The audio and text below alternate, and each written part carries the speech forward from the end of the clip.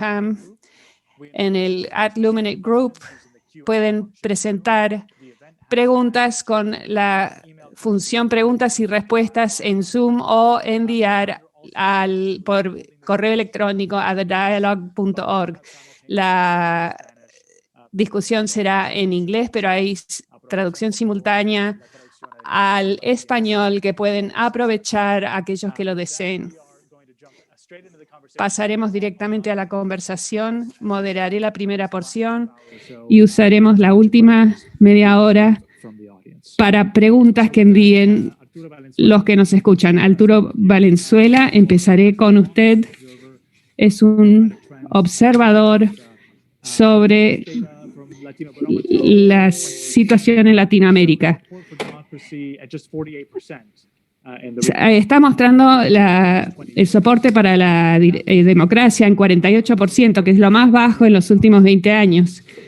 Eso fue antes de las protestas sociales el año pasado y, por supuesto, la pandemia. Algunos gobiernos entonces han concentrado el poder. Vemos algunos temas emergentes preocupantes en algunos países. La mayoría de los sistemas democráticos igual se están manteniendo a pesar del enorme la presión de las crisis sociales como resultado de la pandemia. Para empezar, ¿nos podría dar su idea del estado actual de la democracia en Latinoamérica y cómo cree que emergerá de la pandemia? Es un placer estar con ustedes y unirlos a esta discusión. Quiero agregar una cosa a mis biografías. Estoy muy orgulloso de ser miembro de la organización Luminate Group. Es una institución. He trabajado me he metido en el mundo de Luminate y aprecio mucho lo que está haciendo en estos momentos en todo el mundo, pero particularmente en América Latina. Quiero empezar diciéndole que tratamos de poner las cosas en un contexto un poquito más amplio. Ya vamos, Michael, este es el periodo más largo de derecho constitucional y de gobiernos constitucionales en Latinoamérica.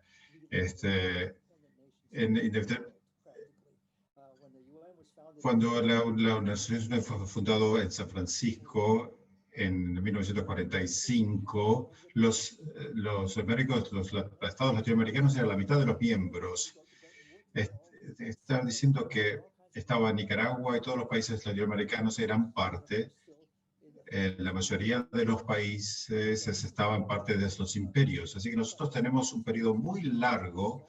Al mismo tiempo, tenemos la trayectoria más larga de democracia después de la falla de la caída de la Revolución Francesa. Así que nosotros dijimos que cuando termina la terminación de la Guerra Fría, no fue muy bien en Latinoamérica y en Estados Unidos tampoco, hubo la Guerra Civil y todo lo demás.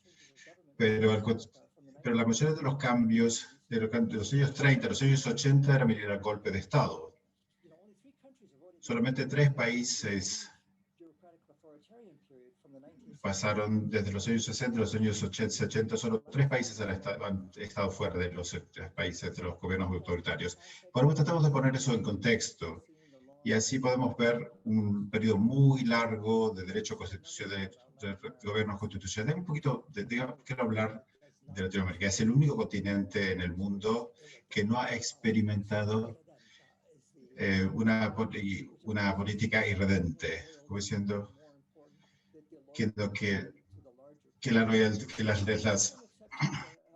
con algunas excepciones, y cloquilones en Canadá, tal vez, no sé, podemos tener un poquito de también, y no quiero poner el Caribe acá, porque no quiero hablar que está hablando en Guyana y en otros lugares, porque tenemos alguna de estos irredentos, pero con el surgimiento zapatista, el comandante Marcos dijo en el 1964, dijo, no era crear, no era una gran república. Estos son países que de alguna manera, ni siquiera en Europa puede decir que eso, la importancia de estos. Quiero decir que desde el final de la Guerra Fría, había una una lucha muy grande en contra de la pobreza. Ha decaído tremendamente en los últimos años, que está cerca del 10%. Nosotros estoy hablando de pobreza absoluta. Pero por supuesto no sabemos dónde nos llevará la pandemia porque estamos en una situación, una crisis económica muy profunda también. Pero como también decías, hay desafíos a la democracia en estos momentos, solamente que hay tres. Tuvimos uno en Haití, uno en Ecuador. 21 presidentes no han podido terminar sus periodos. Hay una crisis en el sistema democrático y los datos que se ha sacado Luminat los últimos, solamente la destaca. Quiero decir rápidamente que hay una crisis de lo que llamamos del Estado de Derecho, que hay que ocuparnos. Y también me refiero únicamente a la corrupción, también me refiero a como en los Estados Unidos recientemente, hay gente que dice las elecciones no cuentan, tenemos que ir a la Corte Suprema, podemos imponer a la gente que nosotros queremos. Esta crisis del Estado de Derecho, pero también hay una crisis muy seria en lo que llamamos en el tema de la representación democrática. La democracia está en crisis en Latinoamérica porque ¿dónde está el gobierno de la gente, para la gente, por la gente? Es un gobierno que representa a la gente. La democracia directa es peligrosa y quiero aclarar. ¿Cuál es la democracia directa?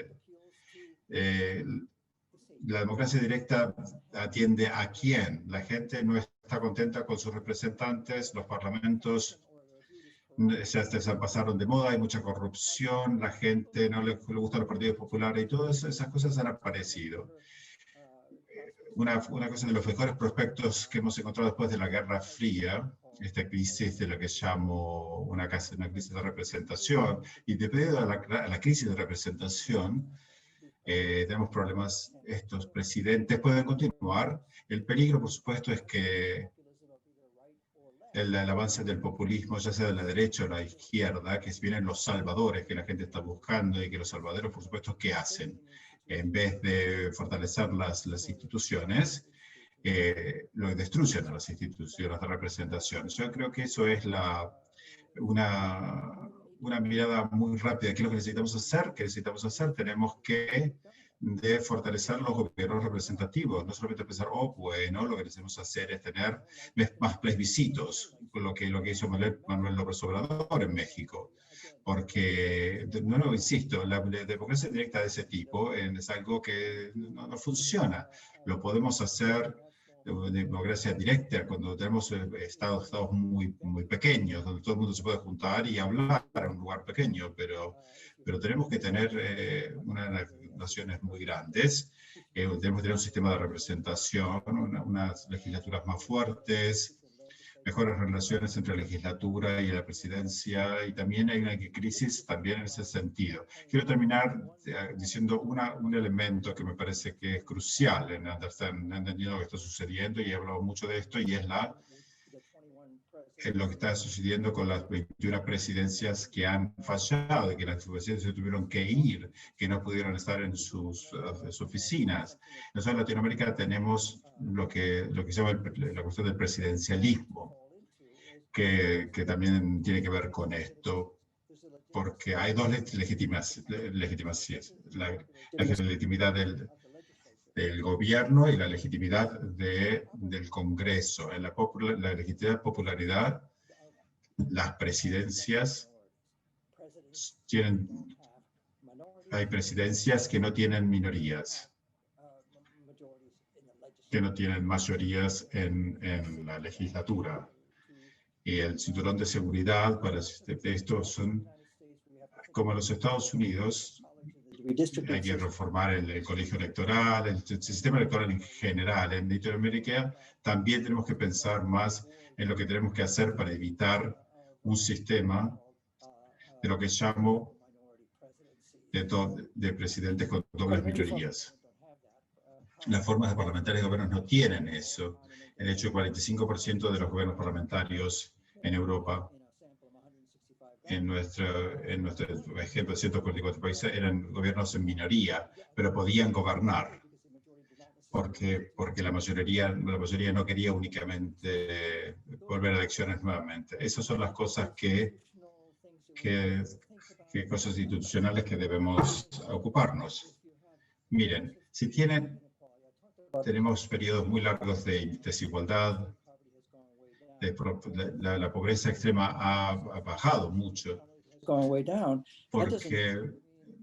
pero eso no significa que si la desigualdad sigue siendo tan alta, hay un montón de personas que están muy frustradas porque tienen expectativas más altas que no se cumplen con la crisis del coronavirus y de la pandemia y todo eso. Se ha empeorado más aún todavía. Así que es importante que podamos explicar algún tipo de los datos que hemos obtenido de la gente que no le importa ya más.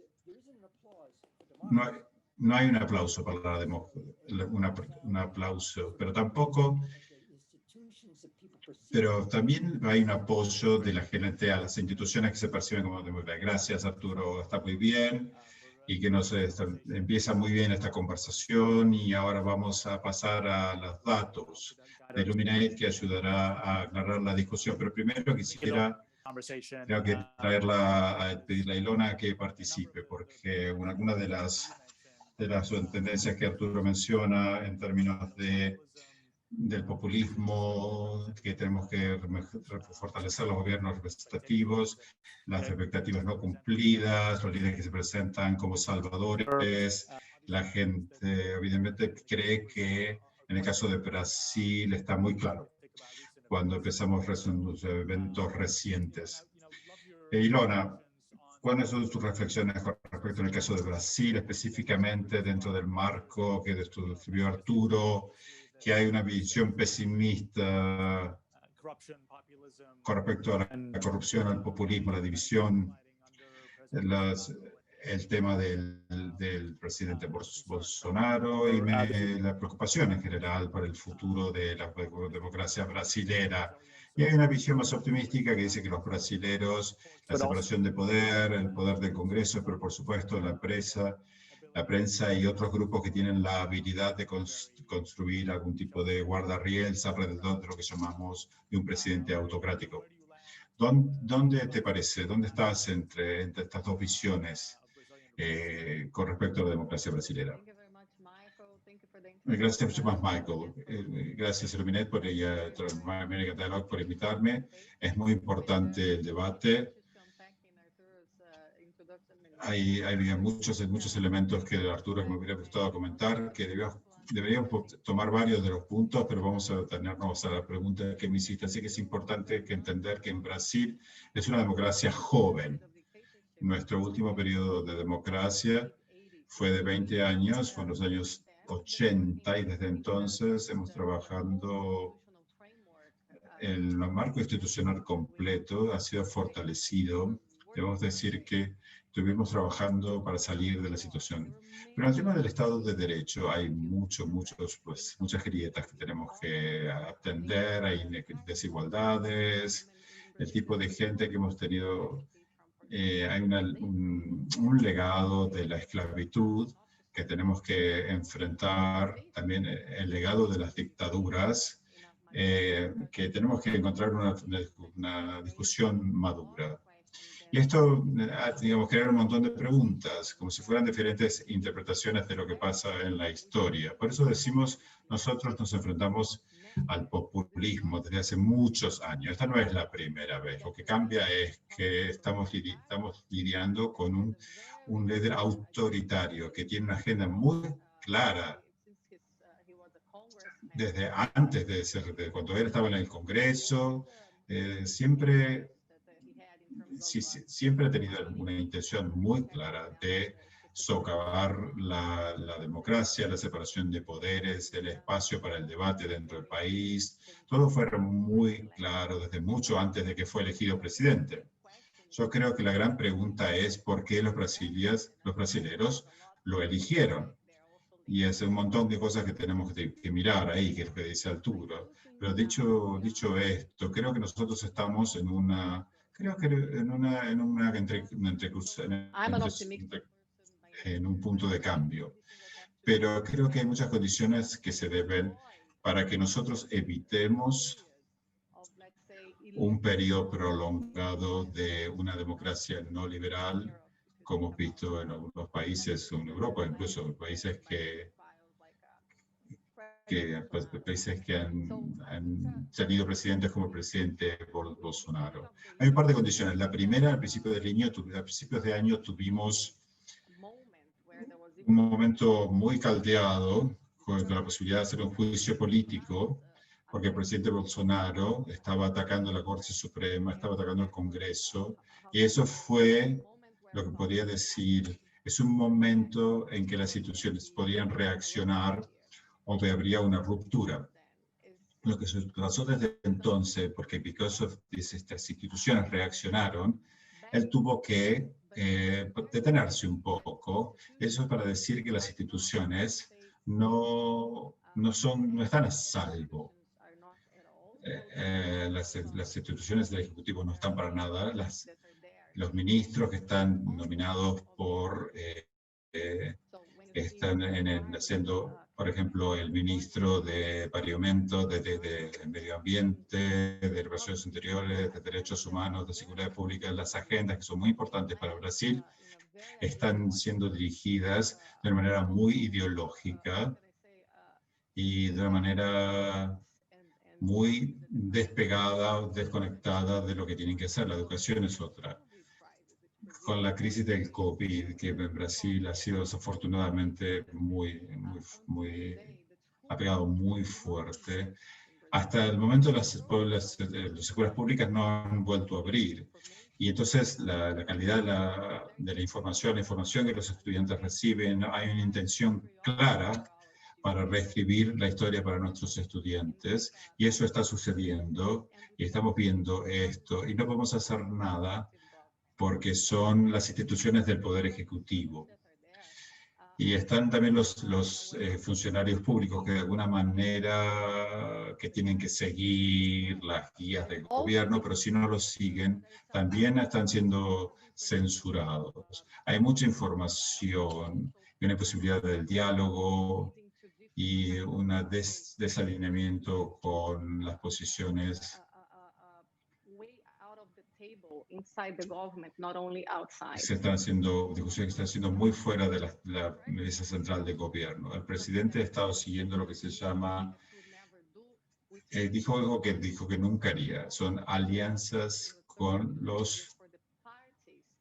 los partidos más ideológicos que siempre han estado en poder. Más allá de quién estaba en poder, eran los que estaban en poder, que obtienen los beneficios de la República, los partidos fisiológicos, para sostener su gobierno y darle pie a la escalación que ha intentado a la mitad del año, ha intentado hacer alianzas con los partidos de viejo estilo y que ha abierto el espacio para todas estas cosas que él necesita hacer y decir para combatir corrupción y otras situaciones que tenemos que enfrentar en Brasil. En tercer lugar, tengo que decir que algunas instituciones con las que estamos lidiando, específicamente con el Estado de Derecho, con la seguridad pública, la justicia, hay acusaciones de infiltraciones en esos lugares. Hay acusaciones de que están siendo investigados en la Policía Federal, por ejemplo. Instituciones están en parte resistiendo, pero hay muchos ataques en muchos frentes. Cuando miramos a los otros temas que hemos estado, por ejemplo, lo que estamos hablando del espacio cívico, estamos en una situación distinta. No hay la capacidad de reacción para el retroceso de las instituciones es sólida. Yo creo que hay un momento en que las instituciones tendrán que reaccionar, porque los mecanismos tradicionales no capturan lo que está sucediendo dentro de las instituciones muchas veces.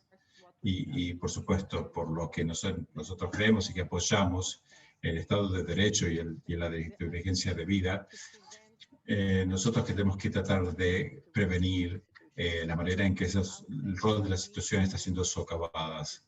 Tenemos que proteger la gente que está tratando dentro de las instituciones de hacer su trabajo. Gracias, Ilona. Maravillosa. Seguramente volveremos al tema de espacio cívico. Ahora paso a Felipe. Hemos dicho que el trabajo que han hecho ustedes para reunir datos de encuestas que nos da un panorama del lugar en que nos encontramos respecto a algunas de estas preguntas. Creo que obtuvieron 26.000 respuestas de Argentina, Brasil, Colombia y México sobre las actitudes de los ciudadanos respecto a la democracia, el autoritarismo, respuesta al COVID. Quizás pueda explicarnos algunos de los principales hallazgos y la medida en que reflejan las conclusiones de Arturo e Ilona, y podremos seguir a partir de ahí. Gracias, Michael. Creo que hemos agregado todos los datos para que todas las personas puedan beneficiarse. Estamos preocupados en Lumenet respecto de la democracia en Latinoamérica. Incluso antes de la pandemia estaba claro que estaba la democracia en una crisis de confianza y de representación, de confianza porque no pudieron realmente confiar que aquellos en el poder hicieran lo correcto y pelearan por el interés público. Hay claramente casos de corrupción sufridos por los países de nuestra región.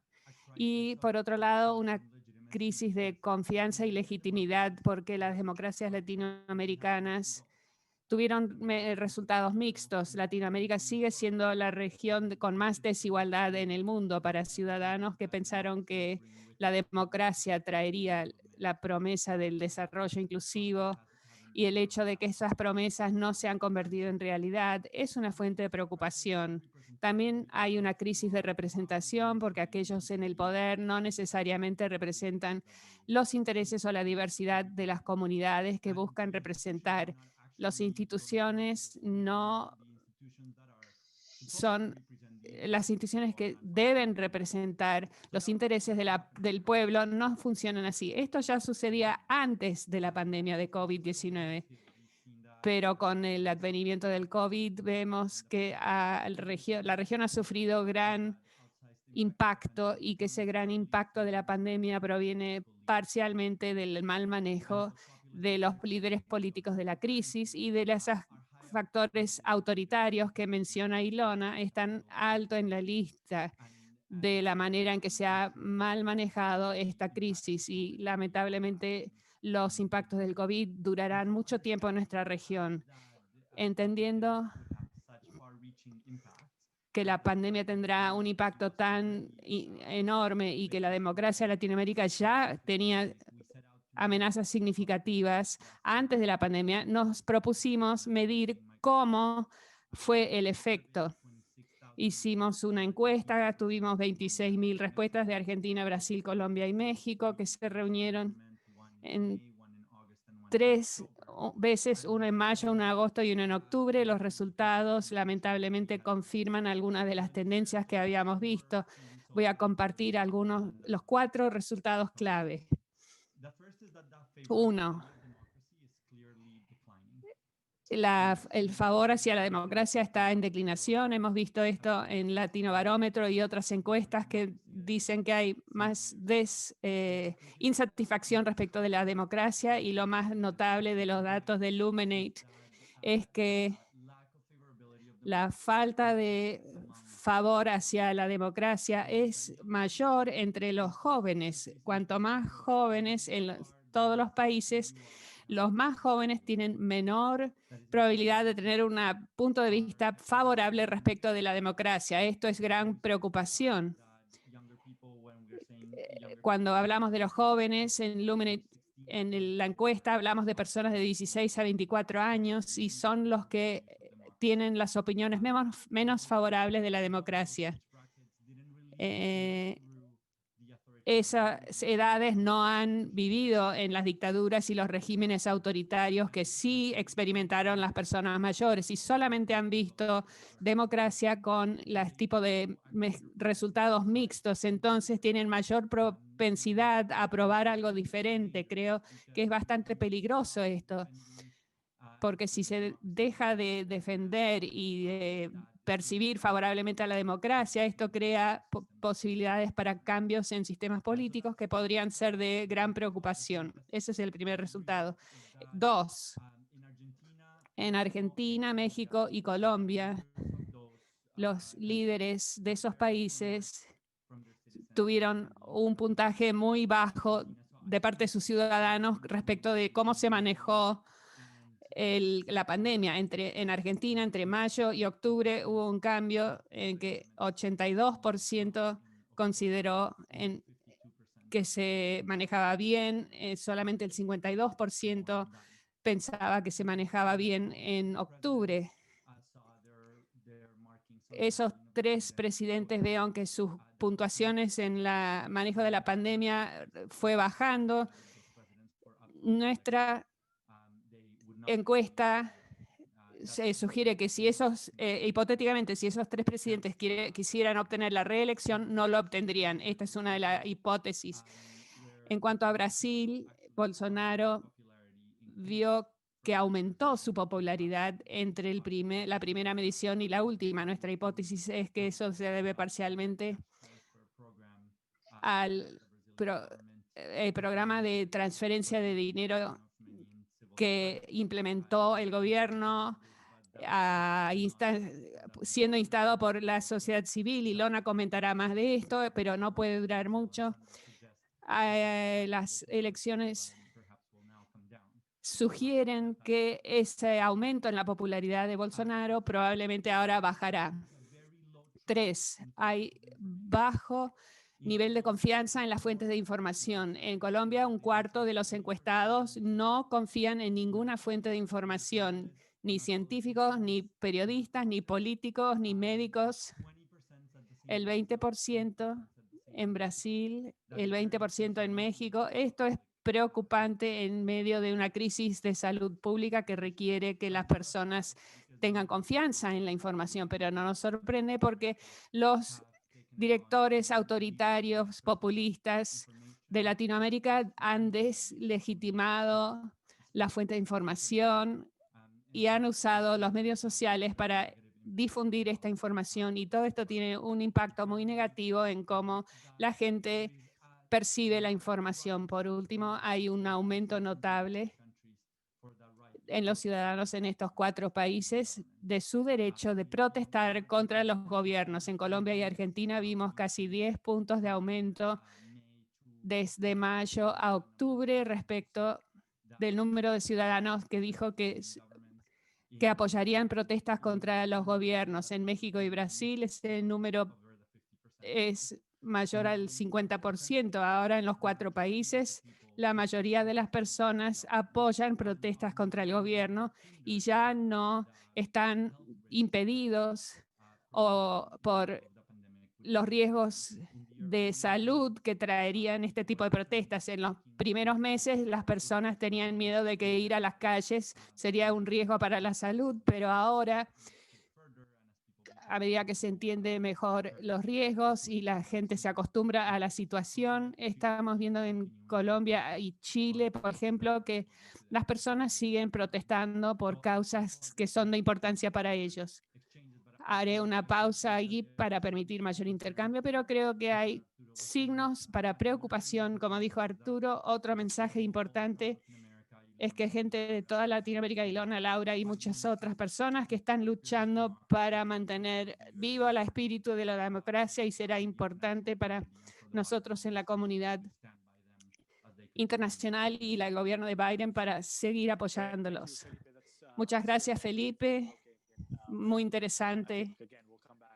Y volveremos a muchos de los puntos que mencionaste. Ahora, Laura, te pregunto, Felipe mencionó la falta de confianza en la información y es probablemente una consecuencia de muchas cosas, pero la desinformación en línea, una explosión en esta desinformación en los últimos años, es seguramente uno de los factores. Hemos visto la evolución de esto, lo vimos en el contexto de la pandemia. Sé que ustedes se centraron en eso. También hubo varias elecciones aquí en Estados Unidos, también en Bolivia y Chile y Brasil, las elecciones locales recientes. ¿Qué piensa usted de la información o el desafío de la desinformación en línea en particular y las medidas que Chequeado y otros están tomando para intentar abordar este reto? Sí. Hola, muchas gracias por este espacio. Personas en todo el mundo nos preguntan si podemos decir que tenemos más desinformación hoy que en el pasado. La respuesta que siempre damos es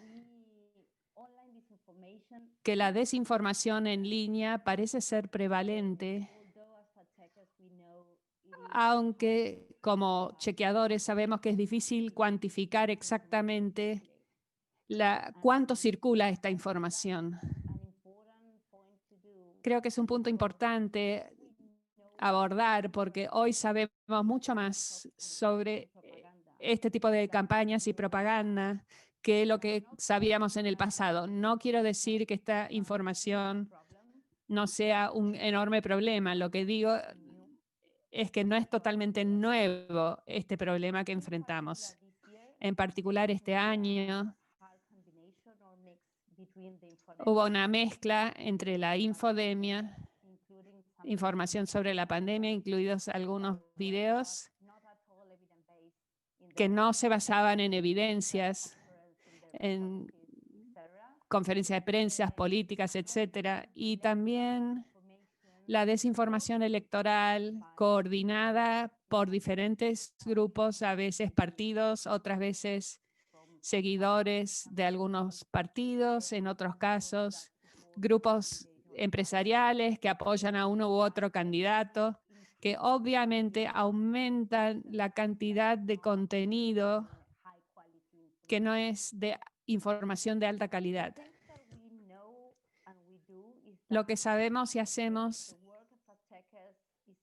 es que el trabajo de los chequeadores no alcanza para esto, para este enorme problema.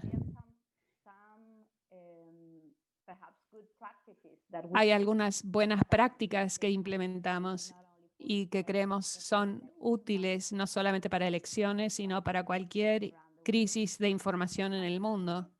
Una es trabajar en alianza y colaboración.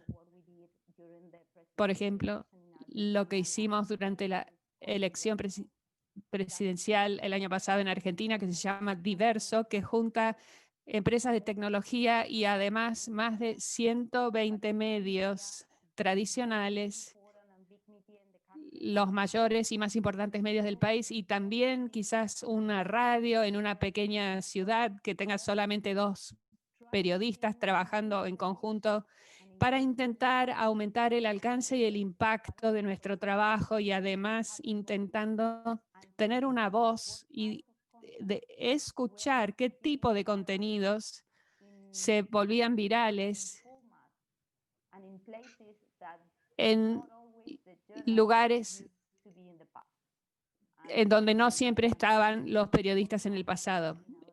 En este sentido es el WhatsApp en nuestro país, que es mucho más importante que en Estados Unidos, en la sociedad, pero también en algunos casos hubo contenidos que empezaron en un chat y que después de un tiempo algún medio en línea, no necesariamente medios, sino simplemente espacios en que los candidatos hacían sus campañas, difundían mucho más ese tipo de contenido, haciéndolo mucho más relevante para esa comunidad. Lo que creemos es, por un lado, deberíamos tener mayores y mejores alianzas y colaboraciones. Por otro lado, hay mucho para hacer en alertar a las personas de la posibilidad de desinformación y de ayudar a que las personas sepan identificar este tipo de información cuando la reciben. Esto era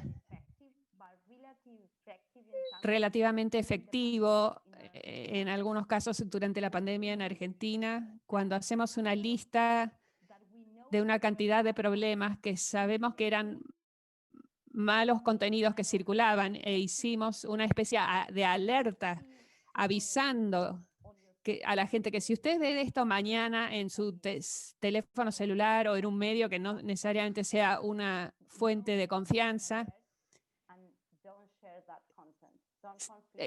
preste atención y no comparta esa información, no contribuya a empeorar el problema.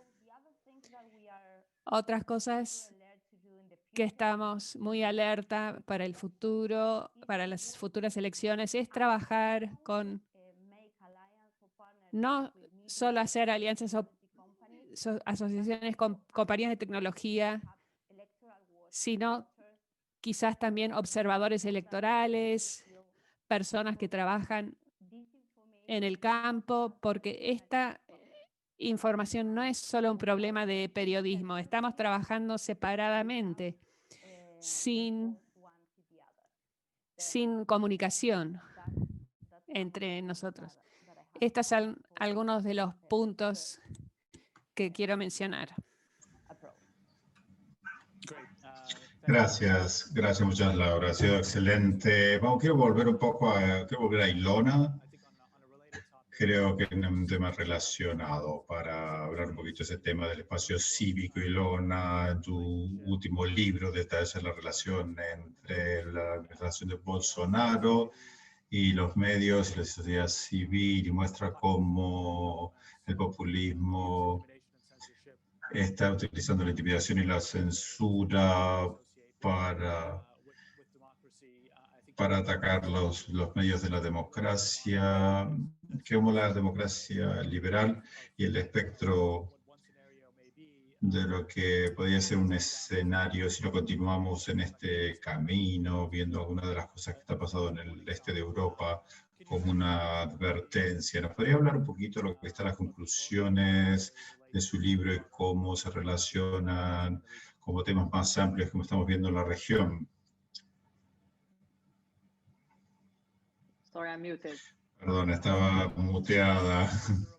Solamente quería decir que no recuerda de que todos hablen lentamente para que los intérpretes puedan seguir trabajando. Fíjate lo que estamos hablando antes, con el tema de la capacidad institucional, de la separación de poderes. Esto es una cosas tradicionales que tratamos, que hablan de la salud de una democracia. Lo que nosotros no hemos, en Brasil, el fallo que hemos tenido en Brasil, que lo que es que el gobierno está dirigido por los populistas, que toda una parte de la sociedad, que nosotros hablamos del espacio cívico, es la esfera pública entre la familia, los gobiernos y los gobiernos. La gente se organiza, no tienen diálogos y trata de influenciar las políticas públicas y el sistema político de sus países. Esto ha sido una de los espacios más atacados, los más atacados. En Brasil ha sido uno de los países en que más han sido atacados comparado a otros, como las instituciones no son tan fuertes, no tienen la capacidad para pelear el avance del gobierno sobre sus libertades, el tiempo que lleva para hacer el tema de llevar adelante juicios y demandas contra el gobierno. Y han estado huérfanos de apoyo para hacer nuestro trabajo. Lo que dijo, tenemos que contar muchas veces en países como en Brasil, hemos tenido que asociarnos con gente de afuera porque te entiende mejor que lo que entiende la sociedad brasilera. Desde que esto ha pasado en Brasil de manera muy rápida y tenemos que estudiar lo que está sucediendo en Brasil, monitorearlo y pasar en entrevistas en otros países. Nosotros el que le decimos que la Ágora está bajo ataque, las estrategias y las metodologías de este tipo de gobiernos, primero para censurar cualquier tipo de oposición y anular todo tipo de debate en la sociedad. Los líderes tienen su propia verdad y es la única narrativa posible en la manera que ellos quieren avanzar.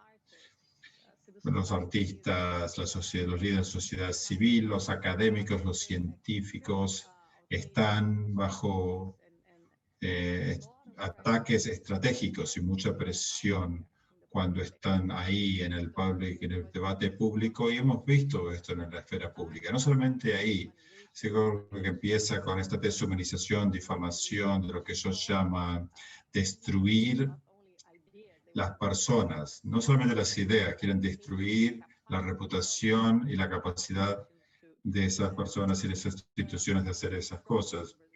Lo que realmente nos choquea en Brasil es la velocidad de este cierre del espacio público. Así que desde el inicio del gobierno, en el 19, hubo un intento de coordinar el trabajo de la sociedad civil. Y desde ese momento no hubo un decreto oficial, pero 2 semanas atrás esta conversación ha vuelto con respecto al tema de las organizaciones ambientales. No hay un consejo de participación pública y de que hemos visto desde la democracia. Todos esos han sido cerrados desde el gobierno. Estoy trabajando en la sociedad civil por 20 años, más allá de quién estaba en poder, más allá de quién eran los ministros, pero siempre tuvimos la oportunidad de dialogar y sentarnos ahí con ellos a hablar, pero ahora, honestamente, es encendido, no hay ningún espacio para discutir. Hay una intención también de hacer mucho más difícil el acceso a la información pública, muchos documentos han sido calificados. Están cambiando una ley de transparencia de los datos públicos. Estos todos están intentando, no está pasando de una manera formal, pero clasifican más documentos por sin una razón aparente, y eso permite que la colaboración específica es imposible. Y eso evidentemente no se puede tener un diálogo con gente que está guardando la información. Entonces hay mucha censura de parte del gobierno. Por lo tanto, tenemos este tipo de las consecuencias directas. Vemos la falta de transparencia, también la capacidad de la sociedad civil de hacer una prensa, de ver lo que está pasando y presionar, informar a la gente sobre las políticas públicas, mostrar que realmente lo que está pasando, los resultados. En Brasil, por ejemplo, con muchos esfuerzos de muchos, hemos trabajado hasta el 2018 en diferentes estilos, pero se nos permitía, la sociedad civil, podíamos participar en el diseño, en el monitoreo, las limitaciones de las políticas públicas. Tenemos una buena idea de lo que significa, lo que sale bien, lo que sale mal, lo que tenemos que cambiar, pero es un diálogo que es desafiante, pero sucedía. Pero a nivel federal, y esto tiene repercusiones también en los estados a nivel estatal y municipal, este lugar ya no está más. La única manera en que podemos, nosotros, únicamente aquellas personas que apoyan al gobierno o los negocios, las empresas que apoyan al gobierno. Pero el público y el interés público en general, estamos tratando de que el gobierno tenga una rendición de cuentas con respecto a eso, pero la falta de libertad académica, libertad en general. El ministro de Justicia, por ejemplo, no permiten, no están utilizando el aparato del Estado para monitorear lo que hacen los antifascistas. Esta es la buena pregunta. Nosotros estamos viendo más y más miembros de la justicia criminal, penal, utilizando instrumentos legales formales y legítimamente para intimidar a los periodistas, a los que generan generadores de opiniones, influencers y los líderes de la sociedad. Estos ejemplos que vienen desde los fiscales, de los jefes policiales, de la Policía Federal. Pero no puedo decir que es que la institución como en su total, pero los instrumentos que están utilizando son miembros de esas instituciones y que están utilizando instrumentos legales para intimidar. Y para sacar a ciertas personas fuera del debate es un proceso de orquestación en contra de algunos de estos personajes. Puedo decir que el ejemplo de COVID que estamos hablando, lo que pasó, nosotros somos el segundo en el país, en el mundo con el índice de COVID. Hemos visto un montón, una gran cantidad de académicos que han dejado Brasil y se nota por las instituciones académicas en el mundo entero. Bueno, Brasil ha perdido la etiqueta de una democracia liberal y se considera que la democracia ya no es liberal y eso está sucediendo, como dijimos, las instituciones se están sosteniendo, pero hay áreas que no están protegidas. Le estamos llamándoles, queremos que nos ayuden, para que las instituciones puedan reforzar su mandato y no dejar tanto espacio a los miembros de las instituciones que están siguiendo las reglas más autoritarias e ideológicas. Gracias, Ilona. Quiero dejarte donde avanzaste. Creo que volver con Venezuela. Arturo, creo que has explicado correctamente una visión larga de la historia de algunas de estas preguntas y dijiste que en periodos anteriores los golpes militares son muy raros ahora y eso es algo que debemos celebrar. Al mismo tiempo estamos viendo de Ilona que la velocidad es alarmante, que se cierran los espacios civiles en Brasil, lo que obviamente provoca una reflexión sobre la solidez de las instituciones democráticas que hemos construido en gobiernos prácticamente más liberal.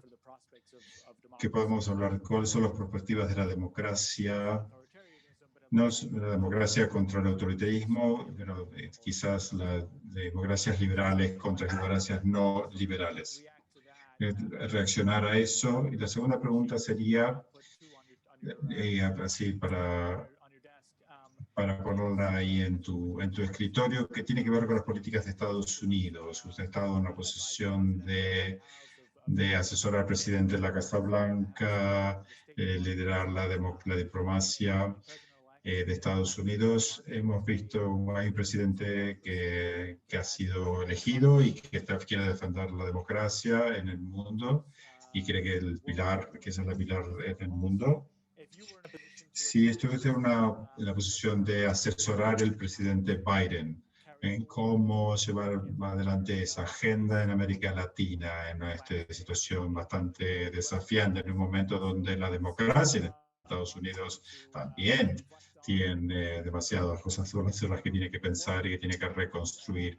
¿Qué le aconsejarías al presidente Biden si tiene que pensar en la manera en que podría llegar a avanzar una nueva agenda democrática en América Latina?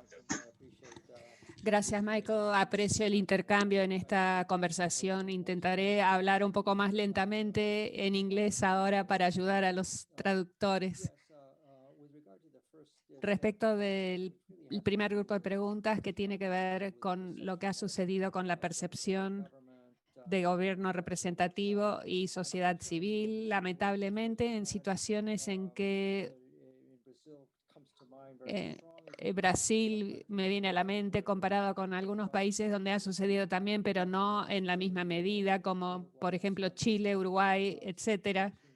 Situaciones donde había una larga tradición de política algo corrupta la manera en que los presidentes de Brasil tuvieron que sobreponerse al tema de qué hacer respecto de que no tienen mayorías significativas en el Congreso, los partidos fragmentados, débiles, pero al mismo tiempo partidos individuales exigían un precio. Entonces hay como un sistema perverso en que lo que uno quiere hacer o debía hacer para conseguir apoyo, etcétera, insistiría entonces en algún tipo de un esquema de devoluciones. Y creo que refirieron a esto en un punto donde el líder autoritario ahora está haciendo el mismo tipo de cosas. ¿Cómo hago para traer algunos partidos de mi lado? Bueno, hagamos algunos negociados o algunos acuerdos. Entonces esto da una falsa noción. No soy en general necesariamente un crítico de marcar partidas que van a las leyes de presupuesto. Hay un lugar para estas cosas, pero debemos tener que la política debe ser transparente, los parlamentos tienen que ser transparentes, necesitamos transparencia en estos intercambios y acuerdos que tienen lugar. Creo que es importante. Esencialmente hay que resaltar que el tema principal es que debemos fortalecer los partidos políticos. No hemos mencionado el tema de partidos políticos esta mañana, pero los partidos políticos son como la cadena de transmisión esencial de la voluntad del pueblo hacia el proceso de toma de decisiones. Si miramos, hubo escepticismo respecto de facciones, pero luego se pudo decir que los partidos son fundamentales, deben ser transparentes democráticamente, internamente, tiene que haber democracia interna también, necesitan apoyo, etcétera, pero debemos crear o hacer una votación en este tema para que exista una sociedad civil, cívica, que sea sólida también. En vez de pensar que lo que hay es un acuerdo entre sociedad civil por un lado y sociedad cívica por el otro, asegurémonos de que los gobiernos representativos significa unir a ambas partes. Y una de las peores cosas que ha sucedido es que ya no podemos pensar en cómo la sociedad civil representa y cómo ha traído mejor democratización. Miren lo que ha sucedido gracias a que lo que permite que la sociedad civil tenga más poder es los medios sociales, pero estamos viendo hoy cómo los medios sociales se convirtieron en muy perversos y está sucediendo lo contrario. Los medios sociales contribuyeron a fragmentar aún más a la sociedad civil, no solamente eso, sino también patrocinando actividades de odio que están sucediendo. Creo que todos deben ver la película The Social Dilemma, el dilema social, porque muestra cómo el racismo y todo eso que vemos en Estados Unidos está siendo disparado por este tipo de cosas, creando fragmentación. Ahora hay odio, hay manipulaciones y este tipo de cosas que hay que tener cuidado. Terminaré con esto y pasaré al segundo punto. Sí tiene que haber un foco sobre esa parte de Estados Unidos hacia una relación con Latinoamérica como un todo, no solo enfocado obsesivamente que esto nos importa, Cuba, Venezuela, etcétera. Tiene que haber un retorno a dos cosas. Uno, un abordaje multilateral de trabajar en conjunto con gobiernos, apoyar diferentes intentos a través de instituciones, y aquí se valoran las instituciones internacionales, incluidas las Naciones Unidas, por ejemplo, la Organización Mundial de la Salud, la Organización Mundial de Comercio, cambio climático, etcétera, ese tipo de cosas. Lo menciono porque tienen impacto significativo en Latinoamérica y las personas dirán, bueno, no me está respondiendo la pregunta, no está hablando de lo que es importante de Latinoamérica.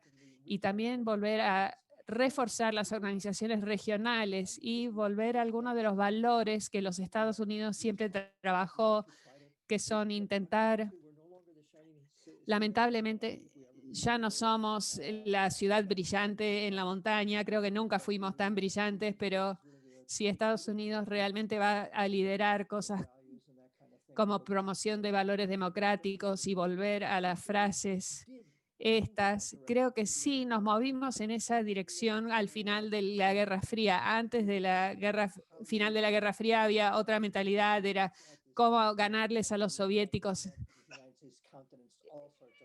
Y entonces sucedieron cosas muy dañinas para la democracia en general. Pero después del final de la Guerra Fría nos movimos en otra dirección. Es importante volver a eso, decir, vamos a trabajar juntos. Tenemos nuestros propios problemas en nuestro país. Quizás ustedes también podrían ayudarnos a nosotros a reflexionar sobre lo que deberíamos hacer. Todos tenemos el mismo tipo de esfuerzo para intentar asegurar un gobierno del pueblo, para el pueblo y por el pueblo. Well said, Arturo. Bien dicho, Arturo. Laura, vuelvo a ti. Arturo mencionó medios sociales, compañías y su papel en la democracia en el día de hoy. Para tratar de plantear una pregunta, el expresidente Obama estuvo en las noticias hablando de este tema. Llamó al Internet y los medios sociales la amenaza principal individual de la democracia y dice que si no podemos distinguir entre lo verdadero y lo falso, entonces se descompone el mercado de ideas y por definición la democracia no funciona.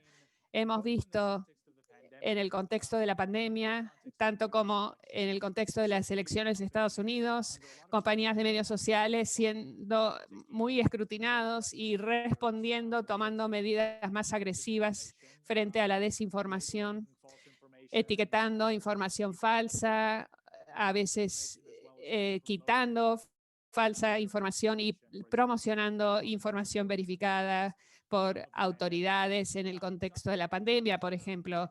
¿Usted nos podría dar sus comentarios sobre lo que dijo el expresidente Obama sobre los medios sociales y la democracia y más específicamente sobre si estamos viendo que las compañías están tomando medidas más efectivas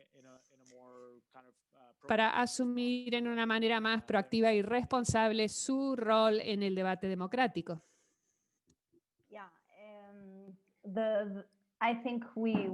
Creo que nosotros podemos ver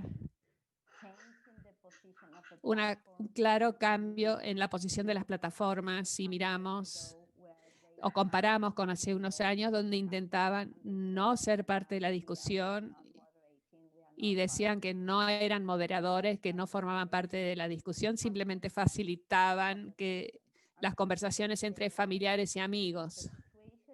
La situación hoy, que las plataformas asumen que tienen un rol en todos estos problemas, es algo bueno. Los mayores problemas que tenemos, el mayor problema, y quizás este nuevo rol que asumen puede ser posible. No digo necesariamente que será, pero podría ser posible. Los problemas que siempre tenemos es que ellos no siempre han sido transparentes con los criterios que utilizan para tomar sus acciones. Y otra cosa que considero problemática para Argentina y Latinoamérica y otros continentes también, Europa y Estados Unidos, es que los criterios que aplican son diferentes en diferentes países. Entonces, esto agrega una nueva situación problemática. En el pasado decían, tenemos una política global que aplicamos, pero vimos durante la pandemia y durante las elecciones de Estados Unidos que no necesariamente toman las mismas medidas con Trump y con Bolsonaro en casi el mismo mensaje del presidente. Creo que este es un enorme problema.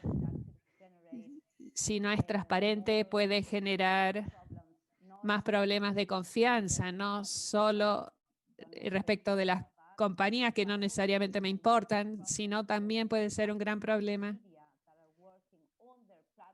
para medios que trabajan sobre sus plataformas. Nosotros trabajamos con ellos para tener que nuestros contenidos lleguen a las personas que están consumiendo esta información. Creo que entonces uno de las políticas más importantes para las redes internacionales es a que pertenece Chequeado y que están tomando estas redes, es que estamos presionando de todas las maneras posibles Facebook, Twitter, Google y el resto de las plataformas, insistiendo que deben ser más transparentes en sus políticas. Sus políticas deben ser abiertas y transparentes. No digo que sean políticas buenas o malas.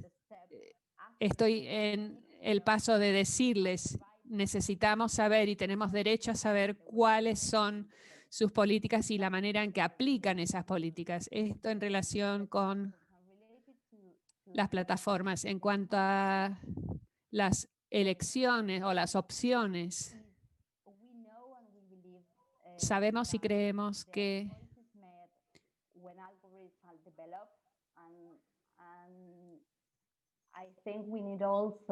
tenemos que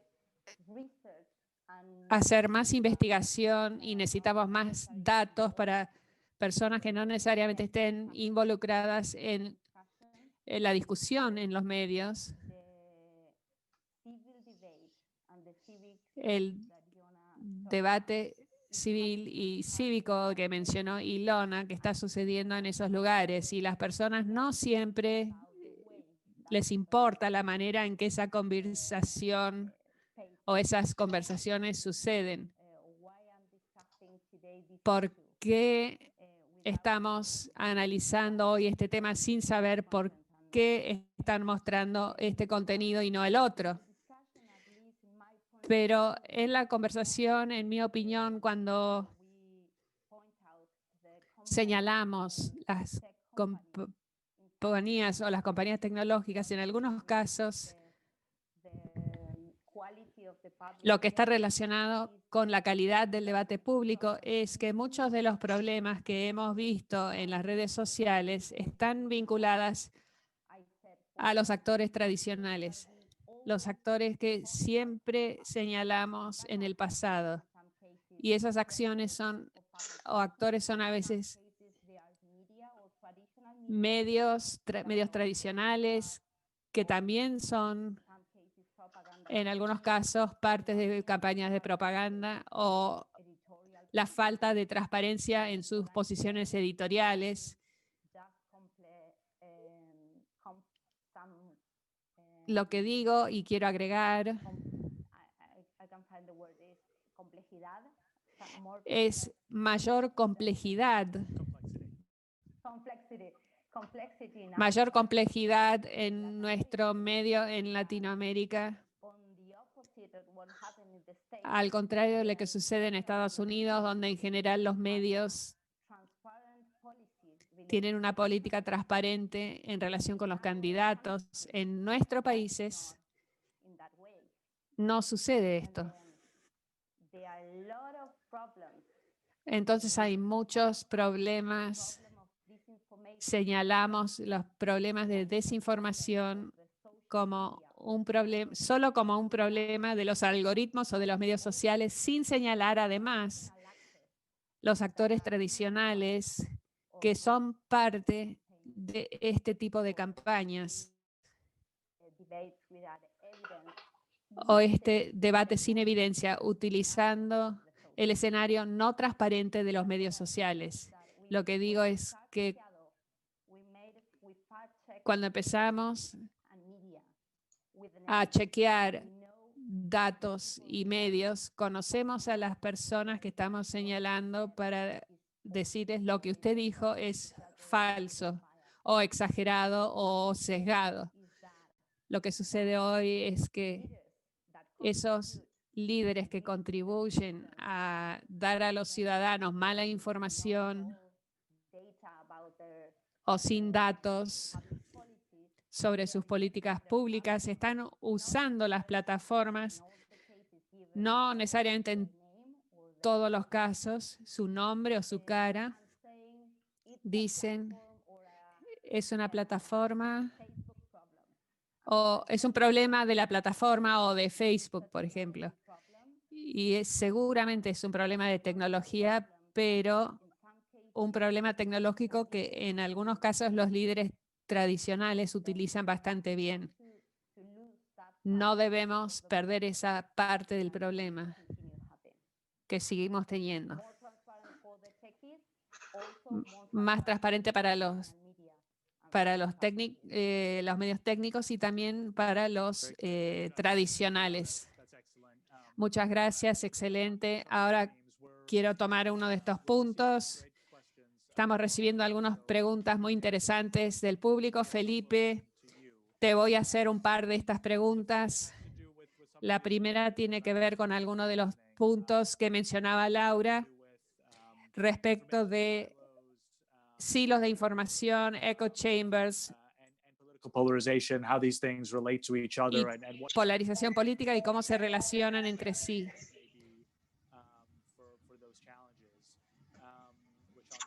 ¿Cuáles son los remedios para esos desafíos? Estas preguntas relacionadas con las perspectivas democráticas en Latinoamérica y en todas partes. La segunda pregunta tiene que ver con el descubrimiento un poco problemático de las nuevas actitudes respecto a la democracia y nuevamente qué pueden hacer los gobiernos o la sociedad civil, podría hacer o esperar hacer en respuesta a esto. No creo que tenemos por volver a los golpes de estados y dictaduras para que la gente aprecie la importancia de la democracia nuevamente. La conclusión es que esa experiencia vivida es lo que nos llevó a las generaciones un poco más mayores a valorar la democracia. ¿Cómo podemos hacer que las generaciones más jóvenes puedan hacerlo? Que no hayan vivido los periodos autoritarios y que han visto los resultados mezclados, pero resultados al fin de los gobiernos democráticos. Y dos preguntas muy sencillas para ti, para que nos respondas. Sí, una pregunta que muy compleja que la primera. Quiero complementar lo que dijo Laura. Se ha vuelto claro en Latinoamérica es un problema tecnológico. El problema tecnológico que no es únicamente el tema de las redes sociales, solamente un compuesto que vamos a usar de las redes sociales. Lo que quiero decir con esto es que por mucho tiempo trabajar en ambientes, entornos colaborativos que querían utilizar la tecnología para mejorar sus relaciones entre la gente y los gobiernos. Durante mucho tiempo nosotros pensamos que la tecnología que usábamos tendrían efectos positivos para hacer la provisión de los servicios públicos iba a ser de la mejor manera, que los ciudadanos y el gobierno podrían hablar entre ellos y compartir información, quería que las sociedades sean más inteligentes, buscar soluciones para los problemas sociales, y mientras la tecnología tiene sus potenciales en Latinoamérica y han sido utilizados para esos fines, y en Brasil, por ejemplo, para temas de presupuesto, para incorporar tecnología de móvil y SMS, también creo que hay un montón de otros problemas con esta tecnología, particularmente si exacerba la asimetría de poder entre entre gobiernos y los ciudadanos. Lo que vemos, por ejemplo, en México, donde el gobierno ha utilizado la tecnología para controlar ilegalmente opositores políticos, periodistas o activistas, como escuchamos en mi propio país, en Colombia, que el gobierno lo estaba utilizando ayuda con los Estados Unidos, inteligencia de los Estados Unidos para controlar los periodistas en un país donde es un país que está por arriba en el mundo en asesinatos a líderes políticos. Es muy preocupante. ¿Cómo tenemos que aplicar la tecnología para minimizar la asimetría del poder entre el gobierno y los ciudadanos? Y no exacerbarlo. Lo que dice Laura con respecto a las redes sociales es verdad. El hecho es que Facebook, Google, YouTube, Twitter y WhatsApp e Instagram le han dado menos atención a Latinoamérica que otras regiones, que donde han sido más criticados más abiertamente por no manejar bien la información, sobre todo en las que vienen de los líderes políticos. Sí, es verdad que algunas redes, algunas han sacado de los medios algunas cuestiones relacionadas con el gobierno de Brasil, de discursos de odio, pero es muy pequeño. Nosotros no tenemos una transparencia en la manera en que las redes sociales están regulando el discurso político, y ese es un problema en Latinoamérica. Es imperativo que tenemos que mostrar cómo se mueve la información en esas redes para que Facebook y los demás que apliquen políticas que aplican en otros, como en los Estados Unidos, que también se apliquen en los países latinoamericanos. Pero sin una mirada muy cuidadosa de que no limitemos en la libertad de expresión, porque la respuesta de algunos líderes autoritarios con respecto a la información, la misinformación, desinformación en línea, es aplicar regulaciones y establecer comités que controlaran medios sociales. En Argentina se habló también de un ente controlador de los medios sociales. Es muy imperativo que mostremos que la libertad de expresión y la regulación de la desinformación en línea no son excluyentes, no son mutuamente excluyentes. Y es importante que las compañías de redes sociales tienen que hablar en Latinoamérica con propuestas claras de la sociedad civil, que para mejorar lo que es su performance. Con respecto en la juventud, y voy a ser muy breve porque no tenemos mucho tiempo para otras preguntas, pero con respecto a la juventud, creo que la pandemia nos ha mostrado, y en Latinoamérica y en el mundo, es que la versión actual de la democracia, que está centrado principalmente en los salvadores que Arturo mencionaba y que se centró en modelos económicos que han promovido la desigualdad. Esos modelos están fallando. Lo que necesitamos hacer y lo que la pandemia requiere es una reimaginación amplia de la democracia, volver a imaginar la democracia, y para eso necesitamos que la juventud participe. No piensen en la manera en que van a reemplazar la democracia, sino cómo pueden construir el tipo de democracia que ellos quieren. Algunos lugares se están haciendo, por ejemplo, las protestas en Brasil, también las protestas en Colombia, cuando la policía mató brutalmente a gente inocente el último mes, la manera en que los ciudadanos en Chile han llevado adelante una reforma constitucional. Hay potencial, pero tenemos que asegurarnos que utilizamos modelos de narrativa y oportunidades de participación para la juventud, mostrarles que el camino que tenemos que seguir es el de reimaginar la democracia, no descartarla. Quiero agregar ahí que la democracia es una democracia que los incluye y que les dé voces. Porque estamos haciendo un proyecto que se llama colectivamente, que se concentra, que es los jóvenes y la pandemia, y qué sucede con eso, con grupos de WhatsApp, con miles de jóvenes en Colombia, Ecuador y en Argentina que hablan con nosotros. Lo que dicen es que no hay políticas para ellos, no tienen medios de prensa que los incluya. Ellos necesitan la democracia, una democracia que los incluya como actores principales. No políticas que los incluyen únicamente cuando hay un problema grande relacionado con ellos. Eso creo que es el desafío importante para organizaciones como Chequeado. ¿Cómo podemos trabajar con ellos para ver ser una mejor fuente para ellos? Gracias, muchas gracias. Estuvo muy bueno el intercambio. Tenemos muy buenas preguntas y mucho más de la que voy a tener tiempo de preguntar.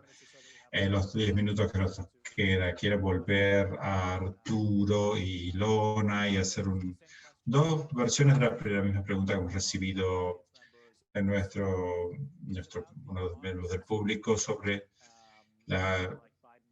que el presidente Biden ha prometido una cima de las democracias en 2021, que salir lentamente de la pandemia con una transición aquí en Washington. Una de los compromisos principales del Biden que ha hecho es armar un encuentro de democracia.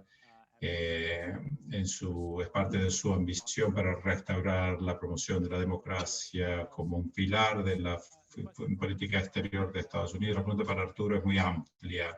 ¿Qué piensas de esta idea y cómo podría ser más efectiva? Y para Ilona, como se especificó, que sería cómo podemos que este encuentro sea mejor utilizado para proteger y recuperar los espacios cívicos en países como Brasil, y tal vez y ver más una opción un poco, dices, debería ser invitado el presidente de Brasil en un encuentro de democracia global, dando las realidades que hemos descrito. Los voy a dejar a ustedes, primero Arturo. Muchas gracias a ustedes, si pueden ser lo más breves posibles en su respuesta y hablar lentamente para los intérpretes. Gracias, Michael. Lo que yo me gustaría agregar a esta conversación es, creo que está muy bien que Biden está hablando en estos términos, pero no hemos escuchado nada de esto en la administración anterior. Bueno, la administración que todavía está, pero que será previa pronto, si esperamos que sí. Lo hemos escuchado lo contrario, hemos escuchado una administración que estaba muy feliz de relacionarse con autoritarios en otras partes del mundo, adularlos y para enviar mensajes que eran confusos en términos de la promoción de la democracia. Cuando de hecho ha habido un periodo muy largo de diálogo entre las instituciones de los Estados Unidos, como el Diálogo Nacional por la Democracia, las relaciones internacionales, todavía los foros de elecciones. Hemos trabajado en cuestiones parlamentarias para darle la luz verde, quitarle fondos a las agencias que apoyaban de parte de los Estados Unidos las instituciones de desarrollo internacional. Esto no es que Estados Unidos está trayendo las ideas. Nosotros también tenemos que consumir las ideas. Este es un diálogo donde nosotros no vemos gente que piensa como nosotros en Latinoamérica, en Estados Unidos, que digamos, ¿cómo podemos ayudar a mejorar nuestra democracia? ¿Qué podemos aprender? Como si ustedes han probado. Nosotros claramente tenemos que trabajar en nuestro sistema electoral, en muchas diferentes cosas. Cosas simples, como por ejemplo, no sé, en el voto voluntario obligatorio, por ejemplo. Hay mucha gente que dice el voto obligatorio es mejor por la democracia. No lo sé. Creo que lo que tenemos que hacer ahora es tomar los diferentes componentes de nuestro gobierno, cómo fortalecemos que los partidos políticos sean más democráticos, cómo hacemos que los parlamentos y los legisladores sean más abiertos y más transparentes, cómo las organizaciones de la sociedad civil pueden tener un diálogo más efectivo con este tipo de organizaciones. Pero no sé si plebiscito, pero audiencias públicas en el Parlamento, no sé, eso creo que es muy útil. Esos encuentros realmente funcionan y lo pone en la mesa. Y también terminar con una cosa que vos no mencionaste. Esta administración también se ha alejado de la ley la ley anticorrupción internacional, porque él piensa que está bien que las compañías coimen o sobornen a funcionarios en otros países. Al presidente le parece muy bien, eso es Yo estaba muy escéptico de las políticas extraterritoriales de Estados Unidos, pero la ley de prácticas anticorrupción han sido muy efectiva. Me convenció que es una cosa muy útil y que ayudó a Brasil y en otros países. Cuando FIFA, por ejemplo, fue investigado, y la gente ha apreciado mucho con respecto a estos temas, que no muchos de esos, algunos amigos nuestros, tenemos que ver a todos estos tipos de dimensiones y no olvidarnos el tema de corrupción y el problema de conflicto de intereses y cosas así, mientras tratamos de fortalecer la democracia. Aprecio el hecho de que tenemos que volver a la mesa de diálogo en los Estados Unidos y Latinoamérica, discutir estas cosas en una concentración nacional, porque tenemos muchos intereses en común. Me voy a parar acá, Juan Michael, porque nos vamos quedando sin tiempo. Gracias. Sí, sé que podemos discutir esto durante una hora entera, pero te aprecio que hables de corrupción, que hemos hablado muchas veces de conflictos de intereses. Ilona, te voy a dar ahora la última palabra sobre este tema. Esa es una pregunta clave. Estoy reflexionando mucho, teniendo el rol de la administración Biden en la protección de la Amazonia, por ejemplo. Tiendo a creer que hay una oportunidad para volver a participar, para volver a hablar. Estoy muy